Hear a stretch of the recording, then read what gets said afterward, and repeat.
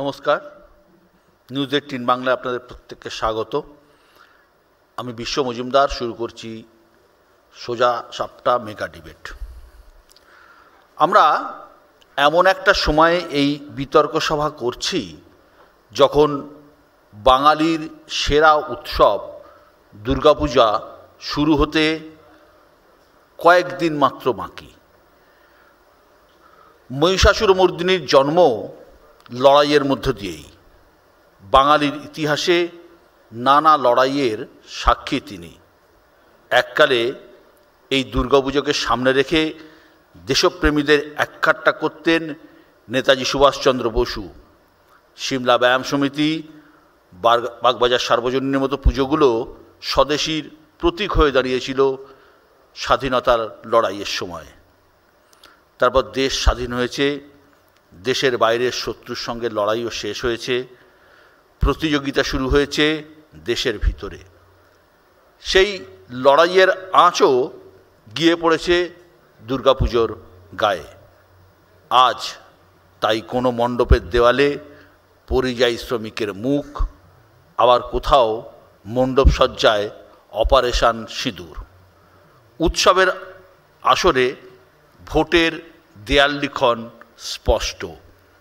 বাঙালির উৎসব নিঃসন্দেহে বাঙালির আবেগ, কিন্তু উৎসব ছুঁতে পারলেই কি আবেগকে ছোঁয়া যায়? এই প্রশ্নটাও কিন্তু অত্যন্ত প্রাসঙ্গিক। আজকের সোজা সাপটা মেগা ডিবেটে আমাদের মোশন আবেগের উৎসবে ভোটের আগমনে। আর এ নিয়ে বলার জন্য বিভিন্ন রাজনৈতিক দলের বক্তারা এবং বিশ্লেষকরা আমার সঙ্গে রয়েছেন। আমি প্রথমেই মঞ্চে ডেকে নেব বিজেপির পক্ষে অভ্র সেনকে। দেখুন, আমরা একটা অদ্ভুত সময়ে বাস করছি। এখন বাঙালির ঘরে ঘরে স্পন্ডেলাইটিস, কারণ তৃণমূল কংগ্রেস কোমর বেঁধে নেমে পড়েছে বাঙালির মাথা উঁচু করবে। এ লড়াই চলছে, অসাধারণ লড়াই। পার্থ চট্টোপাধ্যায় এই লড়াইয়ের একদম প্রথম সারিতে ছিলেন। উনি খেলনা নিয়ে খেলে বাঙালির মাথা উঁচু করেছেন, আমরা দেখেছি।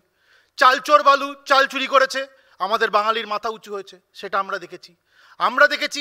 আরেকজন এমএলএ কিছুদিন আগেই পাঁচিল টপকাতে গিয়ে পড়ে গেছে, বাঙালির মাথা উঁচু হয়েছে, আমরা দেখেছি। রাজ্যের মুখ্যমন্ত্রী ধর্নায় বসে গেছেন যে চোরদেরকে ধরা যাবে না, বাঙালির মাথা উঁচু হয়েছে, খুব ভালো কথা।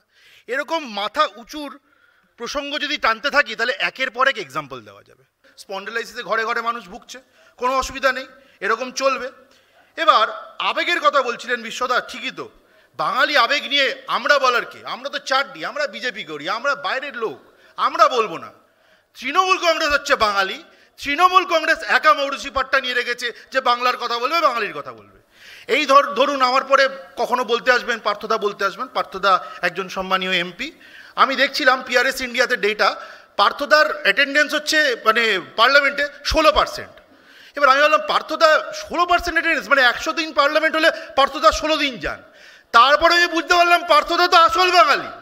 কারণ কীর্তি আজাদ, ইউসুফ পাঠান, ভাই এদের সঙ্গে আমপাতা জোড়া জোড়া খেলার জন্য কেউ যায় বাঙালি পার্লামেন্টে? পার্থদা, যদিও মুখ্যমন্ত্রী মমতা বন্দ্যোপাধ্যায় এই অবাঙালিদের পাঠিয়েছেন বাঙালি অস্মিতার কথা বলে, কিন্তু পার্থদা আসল বাঙালি। পার্থদা বলেছেন দূর বেটা, যাবই না পার্লামেন্ট। খুব ভালো কথা। এবার পরিযায়ী শ্রমিক নিয়েও আমি কথা শুনছিলাম, বিশ্বদা আপনি বলছিলেন। এবার দেখুন, পরিযায়ী শ্রমিক নিয়ে তো অনেক গল্প তৃণমূলের মুখে শুনলাম। এবার আমি তো এই গল্পটাও শুনেছি যে যখন ক্যাবিনেটের মিটিংগুলো হয় তখন একদল লোক, যখন একদল মন্ত্রী ঢোকে তাদেরকে মাটিতে বসায়, কারণ তারা অলরেডি মুখ কালো করে ফেলেছে চুরি ফুরি করে। আর যারা এখনও চুরি করেনি বা করার লাইনে রয়েছে তাদেরকে বসার টুল ফুল দেয়। এবার আমি এই কথাটা শুনেছি, আমি তো ক্যাবিনেটের মন্ত্রী নই, গোপন মারফত শুনেছি, সূত্র মারফত শুনেছি। এবার এই কথাটা যদি সত্যি হয় তাহলে পরিযায়ী শ্রমিকদের নিয়ে জায়গায় জায়গায় ছিনিমিনি খেলা হচ্ছে, আমি ধরে নেব সেটাও সত্যি। তাহলে তৃণমূল বলুক কোনটা সত্যি। এবার বিষয়টা হচ্ছে, দেখুন, বাঙালি অস্মিতার কথা যারা বলে, বাঙালি আবেগের কথা যারা বলে, তাদের নিশ্চয়ই রাজেশ তাপসের কথাটা মনে থাকা উচিত। দাড়ি বিটে দুটো ছেলে বাংলার টিচার চেয়েছিল বলে হজবি গুলি না, একদম বন্দুকের গুলি তাদের বুকে দাগিয়ে দিয়ে দুটো ছেলেকে খুন করেছে এই তৃণমূল সরকার। তারপর এরা বড় বড় কথা বলে, বাঙালি অস্মিতার কথা বলে। এদের ক্যাবিনেটের একজন মন্ত্রী যিনি বড় বড় ডায়লগ দিয়েছিলেন যে কালেকটিভ রেসপন্সিবিলিটি, পার্থদা একা চুরি করেনি, ওই ডিসিশন তো নাকি সবার ছিল। উনি বলেন আমাদের রাজ্যে 50% লোক উর্দুতে কথা বলবে, তারপর বাঙালি অস্মিতার বড় বড় ডায়লগ এই তৃণমূলীদের মুখে শুনবো। এবার আমি কয়টা তথ্য তুলে ধরি। ধরুন কয়েক বছর আগে, এটা একদম তথ্যের ভিত্তিতে বলছি, যখন কেন্দ্র সরকার থেকে বলা হলো যে ভাই রেশন কার্ড তো প্রচুর দিয়েছো, তার সঙ্গে আধার কার্ডকে সংযুক্তিকরণ করো। প্রথমে তো আমাদের এই বাঙালি অস্মিতা নিয়ে লড়াই করা সরকার সেটা শুনতে চাইছিল না। পরে যখন শুনলো আর যখন মানতে বাধ্য হলো, দেখা গেল 10.5 কোটি রেশন কার্ড আগে ছিল, তারপর কমেছে দাঁড়িয়ে গেল 8.5 কোটি। এবার আমার মৌলিক প্রশ্ন হচ্ছে, ওই 2 কোটি রেশন কার্ড কোন বাঙালিদের দিয়েছিলেন বাবা? নাকি এগুলো অনুপ্রবেশকারীদের দেওয়া, নাকি নিজে 5 ব্যাগ চাল ডাল বেশি বাড়িতে তুলছিলেন তৃণমূলের নেতারা, সেই জন্য ওগুলো ফেকভাবে বিলি করেছিলেন? যাই হোক, ছাড়ুন, এটাও ভুলে যেতে হবে। আরেকটা জিনিস বলছি, সেটাও পরে ভুলে যাবেন আপনারা। এটা হচ্ছে এই রাজ্য সরকারের সার্কুলার। রাজ্যের একজন মন্ত্রীও রয়েছেন প্যানেলে, উনিও বলবেন, আমি আশা করবো উনি এর উত্তর দেবেন ওনার বক্তব্যের সময়। এই সার্কুলার থেকে আমি 2টো লাইন পড়ে শোনাচ্ছি, আধার কার্ড নিয়ে এই সার্কুলারটা বলছে, the process of Aadhaar enrolment in West Bengal has been very good. খুব ভালো কথা, দারুণ, খঞ্জনি বাজান, দারুণ কাজ করছেন।